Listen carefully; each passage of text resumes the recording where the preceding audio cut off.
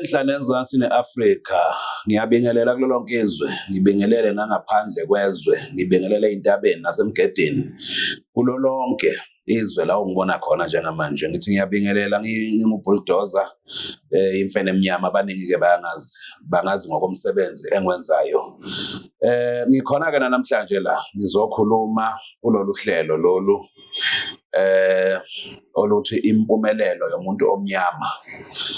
Ngoba masithi impumelelo yomuntu omnyama sichaza isihloko esijule kakhulu okumele kokuthi ulandelele kokuthi kahle kahle yizona ziphi izinto eziyinkinga mhlambe ey'suke zikhungethe abantu abamnyama, kungaba ukuthi mhlambe ziyakwehlisa noma ziyakuphakamisa.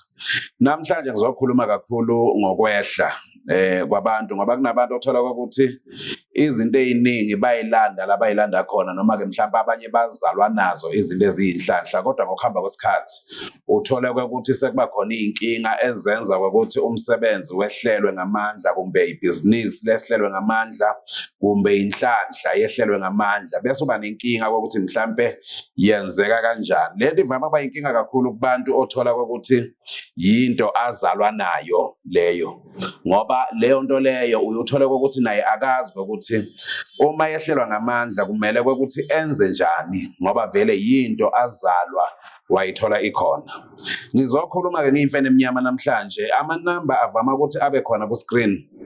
Uthatha amanamba makuwukuthi kunala ungezwa kahle khona, ngoba inkulumo angiyenzi iphelele yonke ku-TV ngoba isikhathi sincane. Lana ngizokhuluma kakhulu kwehlelwa ngamandla enhlanhla, ngamandla ebhizinisi, mhlampe namandla nje esithunzi, ngoba kunabantu othola ukuthi behlelwe nje nayisithunzi egazini lakhe, isithunzi akasenaso, mhlambe uphethe abantu, uyabona ukuthi hayi abantu ngazuthi indaba yakhe abasayingeni noma abasamuzwa kahle. Yizinto lezo ezibizwa ukuthi uzi-understand and futhi uzenze ngendlela ekahle, ngoba emhlabeni wonke jikelele ayikho into engavuselelwa. Kuhambe bese kubiza ukuthi lento kuyiyona yona ekunika amandla, uhambe uyivuselele leyo nto leyo. Yiko nabakholwayo ukutshela ukuthi ngiyathandaza, uthandaza njalo kuze lamandla alento asuke ayithandazela noma lento asuke kuye ihlezi inamandla noma ihlezi i-right egazini lakhe. Ngizokhuluma-ke ngaloko namhlanje, ukwehlelwa ngamandla enhlanhla egazini lomuntu. Kunabantu kothola ukuthi basebenza ngezinto zami, la bantu othola ukuthi bayilandile lezi zinto esigodlweni le kwaMhlaba iyalingana.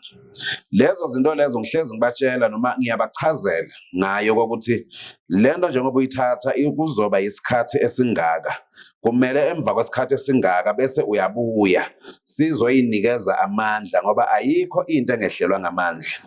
Bantu-ke uyuthole ukuthi-ke babesebenza ngendlela yabo, lento-ke efika bese ingiphatha kabi-ke mina.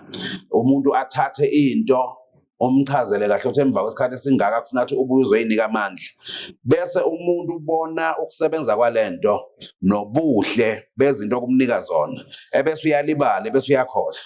Kanti ukukhohlwa kwakho njengoba lezinto nazo uzithole ngokwamandla alento, mhla yehlelwa ngamandla lento kunokwenzeka uthole ukuthi usugcine uba nenkinga, mhlambe ngaba kusebhizinisini, mhlambe kungaba kulezi zinto lezi ezikunikeza amandla emali, izinto ey'kanjalo. Zidinga-ke lezo zinto ukuthi ulalele kahle and wenze ngendlela efanele makuwukuthi usebenzisa zona.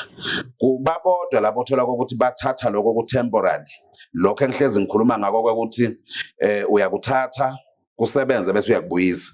Bakhona labo othola ukuthi basuke bathethe lokhu oku-permanent, lokho othola ukuthi vele makuwukuthi lento le uhlala nayo, kumele ukuthi njalo emva kwesikhathi osuke ubekelwe sona sizokunikeza amandla lento, njengoba ngihlezi ngichaza nje ukuthi ayikho into engehlelwa ngamandla. Ngizokhuthaza-ke noma ngizobiza bonke abantu abathatha lezo zinto bahamba impilo yabo baba right, bagcina ngokungifonela mhlabe ngitshela noma mhlabe saqala ukubona ukuthi amandla lento iphakamile, into yamnikeza umcebo, yamnikeza imali yamnikeza konke lokhu asuke ekufuna. Ngizobabiza namhlanje ukuthi nonke nina enathatha leyo nto, buyani nina eningasaveli, sizoyinikeza amandla lento, ngoba kusasa kubese kuba namagama amabi othola ukuthi kuthiwa abantu abathatha noma abalanda izinto mhla behamba noma ngokuhamba kwesikhathi kubese kuyashabalala lokhu okusuke kubanike kona. Ayikho into enjalo. Lana into esuke idalwa ngabantu ngokuthi mhlawumbe uthola ukuthi abalaleli abezwa ngendlela abasuke bachazelwe ngayo ukuthi lento lena njengoba uyithatha isikhathi esingaka, emva kwesikhathi esingaka ufuna ukuthi ubuye uzoyinikeza amandla. Bengidlula-ke lapho kulokhu okuqondene nalento engikhuluma ngayo. Lana kunabantu kothola ukuthi behlelwa ngamandla enhlanhla nje egazini lakho, njengoba ngihlezi ngisho ukuthi akekho umuntu onganayo inhlanhla noma akekho umuntu ongazalwa nayo inhlanhla, kuphela ukuthi uyothola ukuthi inhlanhla iba nokuthikamezeka nokuphazamiseka. Usaqhubeka nokuhamba, usaqhubeka nokukhula, usaqhubeka nokuphila, ngoba abantu ophila nabo uthola ukuthi abanye babo noma bangakuphazamisanga wena kodwa balande izinto abazofika baphile nazo la, mhlambe zigcine zikuphazamisa wena onganalutho noma wena ongalandanga lutho. So into enjalo-ke ifuna ukuthi uyazi and futhi uyihlolele ukuthi uma ngabe udonsa ngamandla enhlanhla yegazi, leyo nto leyo yenzeka kanjani, kumele ukuthi wenze njani ukuze lento ihlezi inamandla egazini lakho, ngoba yaze yaphazamiseka yehlelwa ngamandla uyobese uyagijimuza kimi uzothi mkhulu benginenhlanhla umsebenzi, kodwa manje ngibona umsebenzi uyashabalala akusenzeki kahle. Benginenhlanhla yokuthola abantu aba-right ku-relationship, kodwa manje akusenzeki lokho. Benginenhlanhla yokuthandwa ngabantu, benginenhlanhla yokuthi mangigembula ngithola imali, kodwa manje akusenzeki. Yile nto engikhuluma ngayo leyo. Ayikho into egazini lomuntu e-operator inhlanhla noma e-operator amandla enhlanhla engavuselelwa.